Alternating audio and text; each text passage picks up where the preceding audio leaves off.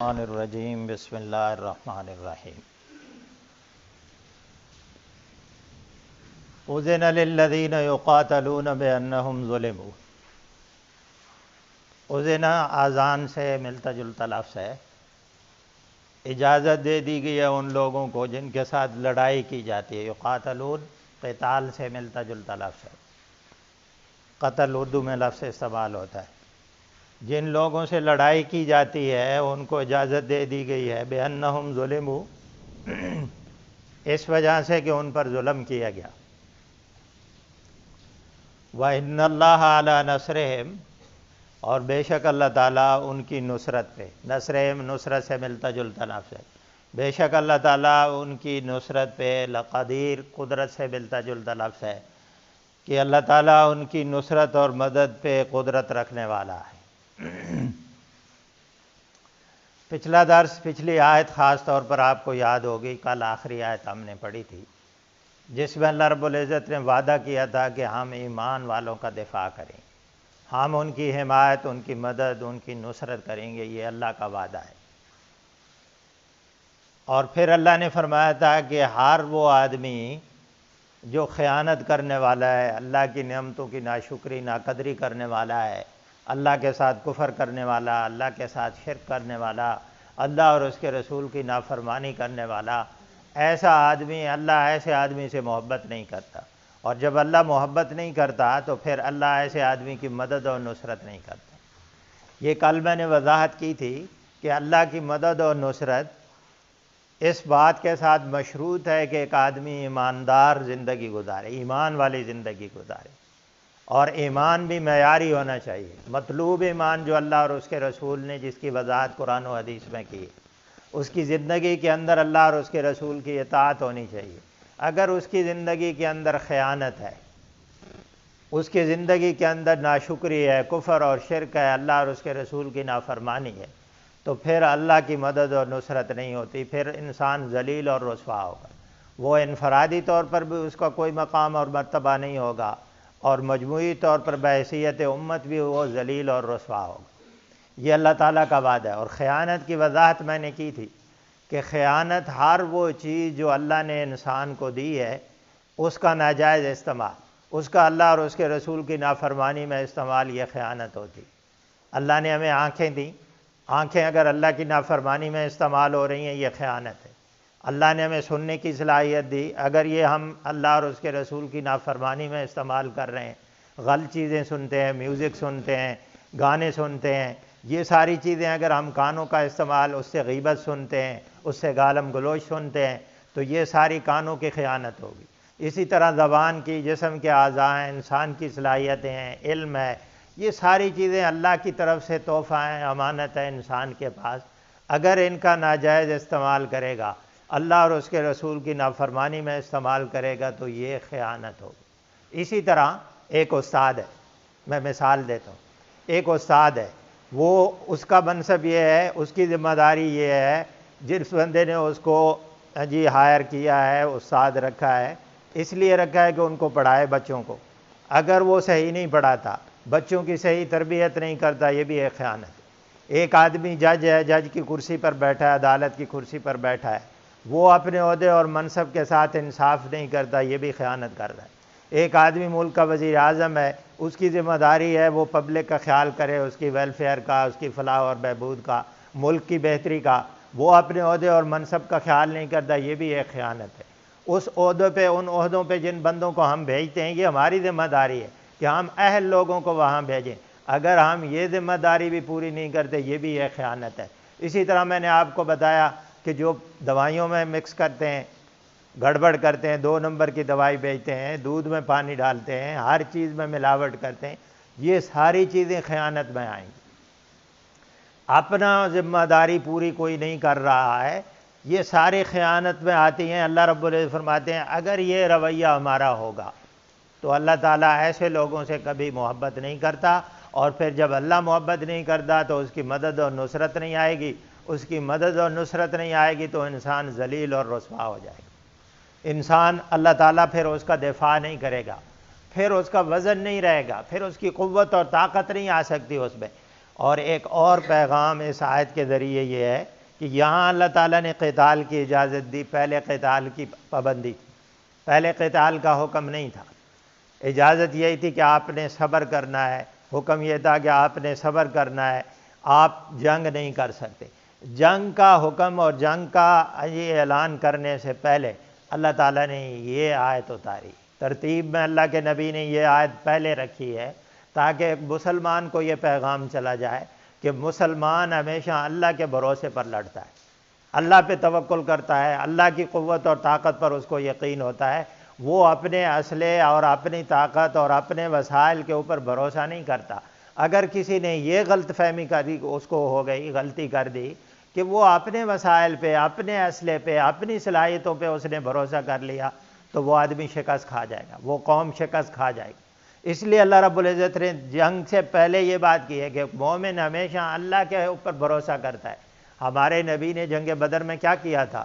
جو وسائل تھے وہ اکٹھے کر کے، جو لوگ اس وقت موجود تھے وہ لے گئے، جو اسلحہ تھا وہ لے گئے نبی علیہ الصلوۃ والسلام، اور پھر اللہ کے سامنے ہاتھ پھیلا دیے اور کہا کہ اللہ جو کچھ میرے پاس تھا میں لے آیا، جو بندے میرے پاس میں تیار کر سکا پچھلے 13-14 سالوں میں وہ میں نے تیار کر کے یا اللہ تیرے سامنے پیش کر دیے ہیں، اب تیرے اوپر بھروسہ اور یقین ہے، اللہ سے دعا کر رہے۔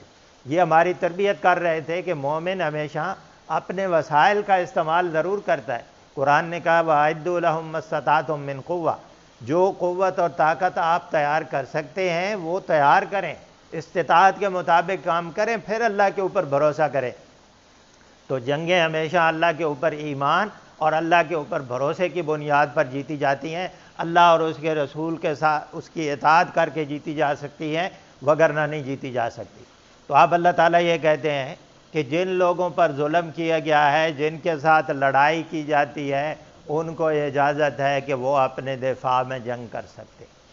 یعنی گویا جنگ کا ایک مقصد یہ بتایا جا رہا ہے کہ اگر کسی کے زمین میں ظلم اور فتنے اور فساد پھیل جائیں تو پھر ایک مسلمان اس کے جان اور مال کو خطرہ ہو، اس کے ساتھ لڑائی کی جائے، ظلم اور ناانصافی ہو، تو پھر اللہ رب العزت کہتے ہیں کہ وہ اپنے دفاع میں جنگ کر سکتا ہے۔ اور پھر اللہ رب العزت نے پھر بات کو دہرایا ہے اور فرمایا کہ بے شک اللہ تعالیٰ مسلمانوں کی مدد کرنے پہ قدرت رکھتا ہے، یہ اللہ کے پاس طاقت اور قوت ہے۔ یعنی خاص طور پر جب مسلمانوں کو بیت اللہ سے روکا جا رہا تھا، اور خاص طور پر اللہ رب العزت یعنی ظاہر ہے جب مسلمان آ رہے تھے بیت اللہ کی طرف ان کو نہیں آنے دیا جا رہا تھا، نماز پڑھنے کی اجازت نہیں تھی، گھروں سے نکال دیا گیا تھا، یہ ساری چیزیں تو یہ اس بات کے امکانات تھے کہ حدود حرم کے اندر جنگ ہو جائے، وہ پروپیگنڈا کریں۔ اللہ رب العزت نے اجازت دے دی ہے کہ جن کے اوپر ظلم ہوتا ہے، جن کے ساتھ لڑائی ہوتی ہے، وہ اگر حدود حرم کے اندر اپنا دفاع کرتے ہیں تو یہ جائز ہے، اسلام نے اس کی اجازت دی ہے۔ تو یہ اللہ تعالیٰ نے حکم دیا ہے اس آیت کے اندر، الذین اخرجوا من دیارہم بغیر حق، یہ ظلم کی کچھ وضاحت کی ہے اللہ رب العزت نے کہ جو لوگ نکالے گئے اپنے گھروں سے بغیر حق کے، جن لوگوں کو ہجرت پر مجبور کیا گیا، نبی علیہ الصلوۃ والسلام آپ کے ماننے والے، ان کو ہجرت پر مجبور کیا گیا اور یہ حق ان کا نہیں بنتا تھا۔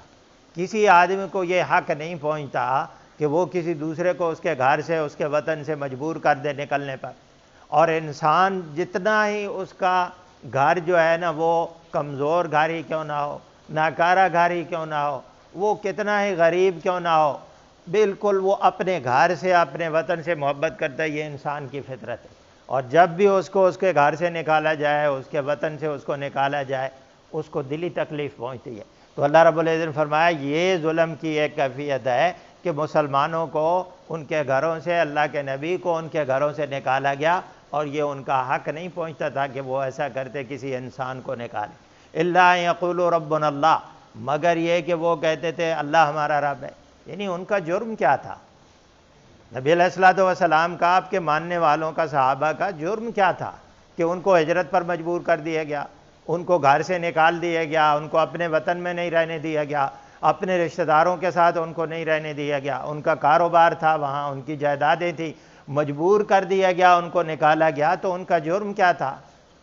وہ کوئی فتنے اور فساد تو نہیں پھیلاتے تھے دنیا میں، اس زمین کے اندر مکے کے لوگوں کے ساتھ ظلم اور ناانصافی تو نہیں کرتے تھے، وہ تو اعلیٰ اخلاق کے اوپر قائم تھے، اعلیٰ اخلاق تھا، اعلیٰ کردار تھا، وہ انسانوں کی بھلائی کرتے تھے۔ اللہ رب العزت فرماتے ہیں ان کا جرم صرف یہی تھا کہ وہ اللہ کو اپنا رب کہتے تھے۔ وہ کہتے تھے کہ بھائی ہم اپنے رب کی، اپنے خالق اور مالک کی عبادت کریں گے، ہم اس کے سامنے جھکیں گے، ہم اس کے اوپر بھروسہ اور توکل اور یقین کریں گے، یہی ان کا جرم تھا۔ اور لوگوں کو بھی وہ کہتے تھے کہ بھائی اس رب کے سامنے، اپنے خالق اور مالک کے سامنے جھک جاؤ، معاشرے کے اندر ناانصافی نہیں ہونی چاہیے، ظلم نہیں ہونی چاہیے، سودی نظام نہیں ہونا چاہیے، فحاشی اور عریانی نہیں ہونی چاہیے، یہی باتیں وہ کہتے تھے۔ تو یہی ان کا جرم تھا اور اس کے علاوہ ان کا کوئی جرم نہیں تھا۔ وَلَوْلَا دَفْعُ اللَّهِ النَّاسَ بَعْضَهُمْ بِبَعْضٍ، اور اگر اللہ تعالیٰ دور نہ کر دے لوگوں کو بعض کو بعض کے ذریعے، دفع سے ملتا جلتا لفظ ہے، اور دفع کرنا اردو میں بھی لفظ استعمال ہوتا ہے کہ اس کو دفع کریں، پرے کر دیں، ہٹا دیں۔ تو اللہ رب العزت یہ کہتے ہیں کہ اللہ تعالیٰ اگر بعض لوگوں کے ذریعے بعض کا دفاع نہ کرتا، ہاتھ لوگوں کا نہ روکتا اللہ تعالیٰ، تو پھر کیا ہوتا؟ لَهُدِّمَتْ صَوَامِعُ وَبِيَعٌ وَصَلَوَاتٌ۔ ایک قتال کا اور جنگ کی وجہ پیچھے اللہ نے بیان کر دی کہ ان کے ساتھ لڑائی ہوتی ہے، اپنے دفاع میں لڑائی کر سکتے ہیں، اپنا دفاع کر سکتے ہیں، ایک تو لڑائی کی یہ وجہ ہو سکتی ہے۔ دوسری وجہ اللہ نے یہ بیان کی کہ اگر لوگوں کے اوپر ظلم ہو، معاشرے کے اندر ظلم پھیل جائے، اس ظلم کو روکنے کے لیے جنگ انسان کر سکتا ہے۔ تیسری وجہ آپ اللہ رب العزت یہ بیان کر رہے ہیں کہ بھائی اگر اللہ تعالیٰ اگر معاشرے کے اندر ظلم پھیل جائے، ناانصافی پھیل جائے، تو پھر اللہ تعالیٰ کا یہ قانون ہے کہ اللہ کا قانون حرکت میں آتا ہے، پھر لوگوں کے ذریعے ان کا ہاتھ روکا جاتا ہے۔ اس لیے اللہ تعالیٰ کی یہ سنت ہے کہ کسی ایک آدمی کے ہاتھ میں قوت اور طاقت کی سارے وہ نہیں ہوتی کسی ایک آدمی کے، وگرنہ معاشرے کے اندر ظلم اور ناانصافی پھیل جاتی۔ تو اللہ تعالیٰ نے یہ قانون بیان کر دیا کہ اللہ تعالیٰ بعض لوگوں کے ذریعے بعض کا دفاع کرتا ہے۔ اگر ایسا نہ ہو لَهُدِّمَتْ صَوَامِعُ، ہدمت کا معنی ہوتا ہے گرا دینا، تو گرا دیے جائے۔ صوامع، صوامع کہتے ہیں اونچے مکان کو بھی کہتے ہیں، پہاڑ کی چوٹی کو بھی کہتے ہیں، اور اس کا ترجمہ علماء خانقاہیں کرتے ہیں۔ جو عیسائی راہب ہوتے تھے نا، رہبانیت عیسائیوں کے اندر تھی کہ وہ دنیا کو چھوڑ کر ایک کسی کونے خدرے میں، پہاڑوں کی غاروں میں، پہاڑوں کی چوٹیوں میں چلے جاتے تھے۔ وہ کہتے تھے یہ دین کا حصہ ہے، حالانکہ اسلام نے رہبانیت کا کوئی تصور نہیں دیا۔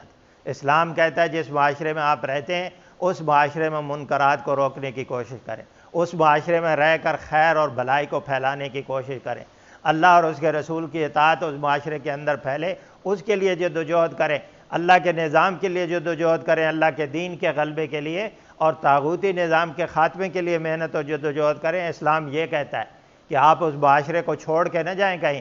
لیکن عیسائیوں نے رہبانیت اختیار کی کہ اچھا لباس بھی نہیں پہننا ہے، اچھا کھانا بھی نہیں کھانا ہے، اور وہاں غاروں میں بیٹھ کر اللہ کو یاد کرنا ہے۔ تو اللہ تعالیٰ یہ صوامع خانقاہیں پھر ترجمہ ہم کر دیتے، علماء کرتے ہیں۔ تو کب فرمایا کہ اگر یہ کام نہ ہوتا تو ان خانقاہوں کو بھی گرا دیا جاتا۔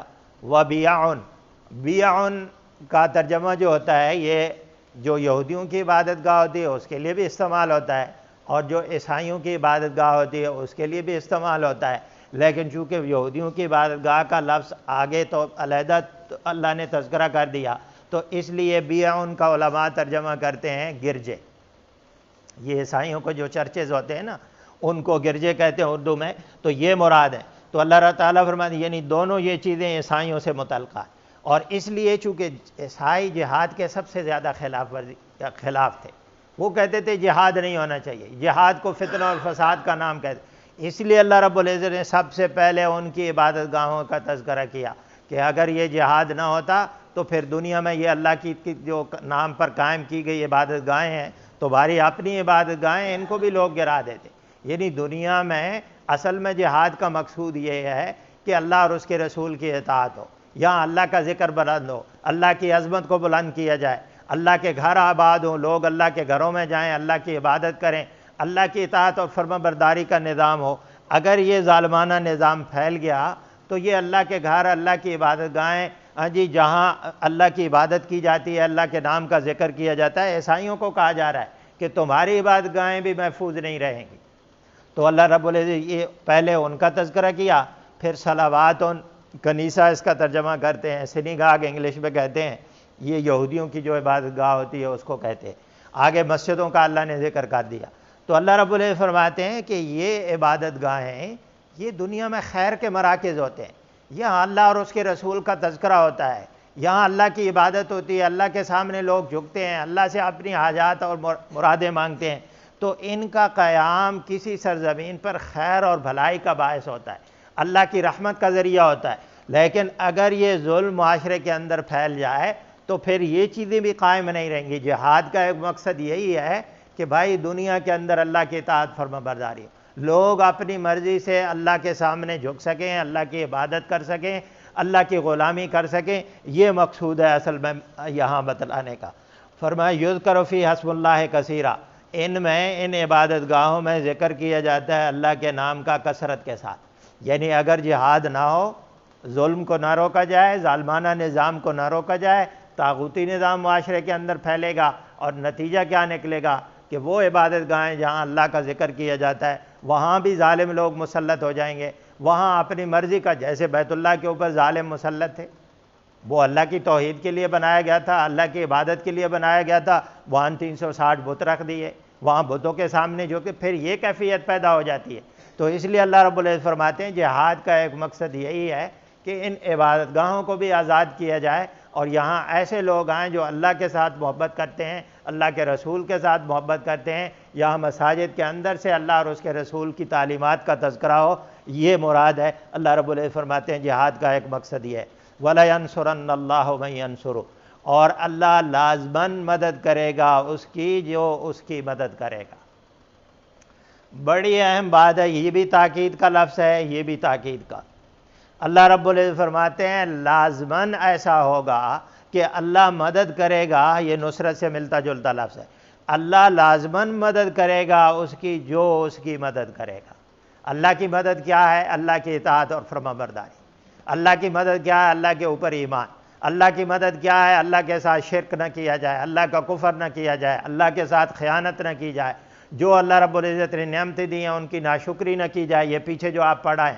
تو اللہ رب العزت کی مدد یہ ہے اللہ کے دین کی مدد، کہ اس کائنات کے اندر اللہ اور اس کے رسول کی اطاعت ہو، طاغوتی نظام کا خاتمہ ہو، منکرات کا خاتمہ ہو، معروف اس معاشرے کے اندر پھیل جائے، یہ اللہ کی مدد اور نصرت ہے۔ تو اللہ رب العزت فرماتے ہیں اگر تم اپنی صلاحیتیں لگا دو اور اس کائنات کے اندر طاغوتی نظام کے خلاف اٹھ کھڑے ہو، پھر اللہ رب العزت تمہاری مدد کرے گا۔ اگر تم نہیں اٹھو گے، بیٹھے رہو گے، صرف دعاؤں سے بات چلنے والی نہیں ہے۔ آپ بیٹھے رہیں، دعائیں کرتے رہیں کہ اللہ معاشرے کے اندر طاغوت پھیل چکا ہے، معاشرے کے اندر ناانصافی اور ظلم ہے، معاشرے کے اندر فتنے اور فساد ہیں، اور آپ گھروں کے اندر بیٹھ کر، مساجد کے اندر بیٹھ کر صرف دعا کرتے رہیں اور اس کے لیے عملاً کوئی محنت اور جد و جہد نہ کریں، پھر اللہ کی مدد اور نصرت کا کوئی وعدہ نہیں۔ اللہ فرماتے ہیں جو اس کی مدد کرتا ہے، یعنی جو نکل کھڑا ہوتا ہے جہاد کے لیے، فتنوں اور فساد کو روکنے کے لیے نکل کھڑا ہوتا ہے، اللہ کے دین کے غلبے کے لیے نکل کھڑا ہوتا ہے، پھر اللہ رب العزت کا وعدہ ہے کہ اللہ ان کے ساتھ مدد اور نصرت کرتا ہے۔ ان اللہ لقوی عزیز، بے شک اللہ تعالیٰ بہت قوی ہے۔ پھر مسلمانوں کو تسلی دی جا رہی ہے کہ آپ نکل کھڑے ہوں، جہاد پہ نکل کھڑے ہوں، انفروا خفافا وثقالا، آپ ہلکے ہیں یا بوجھل ہیں، آپ جیسی بھی کیفیت آپ کی ہے، آپ نکل کھڑے ہوں اللہ کے راستے میں، اللہ کے دین کے غلبے کے لیے اور منکرات کے خاتمے کے لیے آپ نکل کھڑے ہوں، اللہ آپ کی مدد کرے گا، کیونکہ اللہ بہت قوی ہے، اللہ بہت طاقتور ہے، اور عزیز کا معنی بھی بہت پاور والا اللہ رب العزت ایسا ہے۔ آخری آیت ایک پڑھ لیں، الذین ان مکناہم فی الارض، فرمایا وہ لوگ اگر ہم ان کو زمین میں تمکن دیں، مکنہ کا معنی تمکن کا معنی ہوتا ہے ٹھہرانا، مضبوطی، قدم جما دینا، مراد قوت اور طاقت اور اقتدار ہے۔ اللہ رب العزت فرماتے ہیں کہ یہ وہ لوگ جن کا اوپر تذکرہ کیا گیا ہے، جو مظلوم تھے، مدینے کے اندر سے، مکے کے اندر سے نکالے گئے، اللہ کے نبی کے اوپر ایمان رکھنے والے صحابہ کرام، اللہ نے فرمایا اگر ان لوگوں کو مکے کی سرزمین پر ہم اقتدار دے دیں گے، لیکن چونکہ اللہ نے جنرل رکھا ہے، سارے جو اللہ کے بندے ہوتے ہیں، جو اللہ کے اوپر ایمان رکھتے ہیں، اللہ اور اس کے رسول کی محبت دل میں بسا کے رکھتے ہیں، اور چاہتے ہیں کہ معاشرے کے اندر اللہ کی اطاعت فرما برداری پھیلے۔ تو اللہ نے فرمایا اگر ہم ان کو اختیار دے دیں کسی سرزمین میں تو ان کی ذمہ داری کیا ہوتی ہے؟ یہ ایسے ہی سمجھ لیں جیسے سیاسی جماعتیں الیکشن لڑتی ہیں نا، الیکشن لڑنے سے پہلے اپنا منشور بیان کرتی ہیں، وہ کہتی ہیں بھائی اگر ہم اقتدار میں آ گئے تو یہ کام ہم کریں، یہ اللہ منشور بتا رہے ہیں۔ اللہ فرماتے ہیں کہ اگر یہ جو اللہ کے بندے اقتدار میں آ گئے تو یہ کام وہ کریں گے۔ کون سے؟ سب سے پہلے اقام الصلاۃ، نماز کی قیام کی ذمہ داری ان کے اوپر ہوگی۔ ایسا انتظام مساجد کا قیام کریں گے اور مساجد کی آبادی کا انتظام کریں گے۔ مساجد کے اندر خود خلیفہ اور امیر المومنین جماعت کرائے گا، جیسے نبی علیہ الصلوۃ والسلام جب تشریف لے گئے، مکے سے تشریف لے گئے، قباء کے اندر سب سے پہلے مسجد کو تعمیر کیا، پھر آگے جمعے کا انتظام کیا، پھر مدینے تشریف لے گئے، وہاں آپ نے مسجد نبوی کی تعمیر کی، پھر خود نماز کو لیڈ کرتے تھے، امامت کراتے تھے، پھر جتنے خلیفے آئے ساروں نے امامت کی، خود امام بنے مسجدوں کے اندر۔ تو اللہ رب العزت نے فرمایا کہ جو لوگ صاحب اقتدار ہوتے ہیں، جن کو اللہ قوت دیتا ہے، طاقت دیتا ہے، جو اللہ کے بندے ہوتے ہیں، وہ زمین میں یہ کام کرتے ہیں۔ اور ہمارے لوگوں کا کیا حال ہے؟ ہمارے سیاسی لیڈروں کا، جن کو سورہ اخلاص نہیں آتی۔ یہ کس کا قصور ہے؟ ہمارا قصور ہے۔ اللہ رب العزت فرماتے ہیں یہ کام کرنے کی صلاحیت رکھتے ہوں، وہ خطبہ جمعہ دینے والے ہوں، قوم کی رہنمائی کرنے والے ہوں، قوم کو دشمنوں کی چالوں سے آگاہ کرنے والے ہوں، انہیں پتہ ہو کہ قوم کو کیسے لیڈ کرنا ہے، تو یہ کام وہ کرنے کی صلاحیت رکھتے ہوں۔ ہماری ذمہ داری ہے کہ ہم ایسے لوگوں کو آگے لائیں۔ پھر دوسرا کام آت الزکوٰۃ۔ معاشرے کے اندر غربت یہ بہت بڑا ناسور ہوتا ہے۔ کاد الفقر ان یکون کفرا، نبی علیہ الصلوۃ والسلام نے فرمایا یہ فقر تو انسان کو کفر کے قریب لے جاتا ہے۔ معاشرے کے اندر معاشی ناہمواری یہ ختم کرنا کس کی ذمہ داری ہے؟ یہ حکمرانوں کی ذمہ داری ہے۔ لوگوں کو روزگار دینا، زکوٰۃ کا نظام، بیت المال کا نظام قائم کرنا، لوگوں سے زکوٰۃ اکٹھی کر کے کوئی آدمی زکوٰۃ کے اندر ڈنڈی نہ مارے، یہ حکومت کی ذمہ داری ہے۔ جب تک حکومت نہیں کرے گی یہ معاشرے کے اندر معاشی ناہمواری نہیں ختم ہو سکتی، معاشرے کے اندر غربت کا خاتمہ نہیں ہو سکتا۔ بیت المال کا قیام ہو اور وہاں سے لوگوں سے پیسہ، امیروں سے پیسہ لے کر غریبوں کی غربت کا خاتمہ کی جائے۔ جب معاشی ناہمواری پھیلتی ہے نا، پھر معاشرے کے اندر ظلم بڑھتا ہے، پھر معاشرے کے اندر چوریاں اور ڈاکے پڑتے ہیں، پھر معاشرے کے اندر ناانصافیاں ہوتی ہیں، قتل ہوتے ہیں۔ تو یہ سارے کام اسی وقت ہوتے ہیں۔ معاشرے کے اندر دہشت گردی پھیلتی ہے۔ ہماری دہشت گردی جو مسلم دنیا کے اندر ہے، اس کی بنیادی وجہ غربت ہے، اس کی بنیادی وجہ جہالت ہے، اس کی بنیادی وجہ حرص اور لالچ بھی ہے، لیکن سب سے زیادہ جہالت اور غربت ہے اس کی وجہ۔ چند پیسوں کی خاطر دوسرے آدمی کو کوئی مار دیتا ہے، کئی لوگوں کی مجبوریاں ہوتی ہیں، ان کا استعمال کرتے ہیں۔ تو اللہ رب العزت فرماتے ہیں یہ مسلمان حکمرانوں کی ذمہ داری ہوتی ہے کہ وہ معاشرے کے اندر معاشی مساوات قائم کریں، بیت المال کا نظام، زکوٰۃ کا نظام ہو، امیر لوگوں سے پیسہ لیا جائے، غریبوں میں تقسیم کیا جائے۔ یہ دوسری ذمہ داری ان کی۔ وَأَمَرُوا بِالْمَعْرُوفِ، معروف کا حکم کرنا۔ معروف سے مراد جو اللہ اور اس کے رسول کے احکامات ہیں، یہ حکمرانوں کی ذمہ داری ہوتی ہے کہ معاشرے کے اندر معروف کا اہتمام کریں، معاشرے کے اندر اللہ کے احکامات کو نافذ کریں، اللہ کی حدوں کو نافذ کریں۔ معاشرے کے اندر زنا نہیں ہونا چاہیے۔ زنا کی حد کون امپلیمنٹ کر سکتا ہے؟ کون نافذ کر سکتا ہے؟ میں اور آپ کر سکتے ہیں؟ حکمران ہی کر سکتے ہیں۔ اس لیے اللہ نے فرمایا معروف کا نافذ کرنا یہ ان کی ذمہ داری ہے، معروف کو۔ اسی طرح چوریاں اور ڈاکے معاشرے کے اندر ہوتے ہیں، فحاشی اور عریانی ہوتی ہے، رشوت اور ناانصافی عدالتوں کے اندر کا نظام ٹھیک کرنا کس کی ذمہ داری ہے؟ تو یہ اللہ رب العزت فرماتے ہیں یہ ان کی ذمہ داری ہے کہ معاشرے کے اندر معروف کے نظام کو قائم کر کے، اللہ کے نظام کو قائم کر کے دکھائیں اور منکرات کو روکیں، معاشرے کے اندر سے رشوت کو روکیں، زنا کو روکیں، فحاشی اور عریانی کو روکیں، ہاں جی مکس ایجوکیشن کو ایجوکیشن کو روکیں۔ معاشرے کے اندر جتنے منکرات ہیں ان کو روکنے کی کوشش کریے۔ اصل میں ذمہ داری حکمرانوں کی۔ اب یہ جو باقی دینی تنظیمیں، اصلاحی تنظیمیں کرتی ہیں، اب یہ تو مجبوری ہے کہ وہاں نظام موجود نہیں ہے، یہ کرتے ہیں۔ اصل میں یہ ان کی ذمہ داری ہے، مساجد کے اندر سے، معاشرے کے اندر سے یہ کام وہ کریں۔ وَلِلَّهِ عَاقِبَةُ الْأُمُورِ، اللہ فرماتے ہیں تمام معاملات کا انجام اللہ ہی کے لیے۔ مسلمانوں کو تسلی دی جا رہی ہے کہ آپ یہ نہ سوچنا کہ ہم کمزور ہیں، ہم بے بس ہیں۔ تمام امور کا انجام اللہ کے ہاتھ میں ہوتا ہے۔ فیصلے اللہ رب العزت کرتا ہے، عزت اور ناکامی کے، کامیابی اور ناکامی کے، یہ فیصلے اللہ کرتا ہے، اللہ کے اختیار میں ہے کہ کون طاقتور ہے، کون کمزور ہے، کس کو کامیابی دینی ہے، کس کو ناکامی دینی ہے۔ اللہ رب العزت فرماتے ہیں یہ سارے فیصلے اللہ کرتا ہے۔ تو اگر آپ کمزور ہیں تو آپ اپنی کمزوری پر نظر نہ رکھیں، اللہ کی مدد اور نصرت پہ اور اللہ کی قوت اور طاقت پر یقین رکھیں، اور اللہ کا نام لے کر نکل کھڑے ہوں معاشرے کے اندر سے طاغوتی نظام کے خاتمے کے لیے اور ظلم کے خاتمے کے لیے۔ اللہ رب العزت سے دعا ہے کہ اللہ تعالی عمل کی توفیق نصیب فرمائے۔ الحمدللہ رب العالمین والعاقبۃ